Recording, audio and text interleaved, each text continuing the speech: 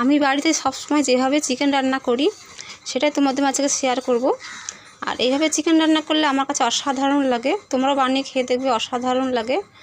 আর chicken রান্না করার জন্য আমি চিকেনগুলো ভালো করে ধুয়ে নিয়ে এসেছি। আর আমি সব সময় চিকেন গরম জলে ধুই, যাতে একটা গন্ধ থাকে সেই গন্ধটা না থাকে। তার জন্য গরম জলে ভালো করে ধুয়ে নিয়ে এসেছি। নিয়ে মশলা করে নিয়েছি, আদা রসুন লঙ্কা, আর একটা মশলা করে নিয়েছিলাম ভাজা মশলা, জিরে মৌরি আর ধনে ভেজে নিয়েছিলাম, সব একসঙ্গে ছিলে বেটে নিয়েছি। আর গোটা গরম মশলাটাও আমি একসঙ্গে ছিলে বেটে নিয়েছিলাম।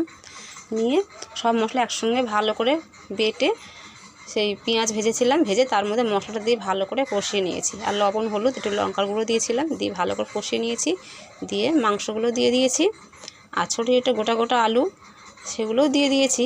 মাংসর আলু এভাবে গোটা গোটা দিলে ছোটো আলু অসাধারণ লাগে, আমার তো আলু ছাড়া মাংস ভালোই লাগে না। আর 1 চামচ ভিনিগার দিয়েছিলাম, ভিনিগার দিলে মাংস স্বাদও বেড়ে যায়, তাড়াতাড়ি সিদ্ধ হয়।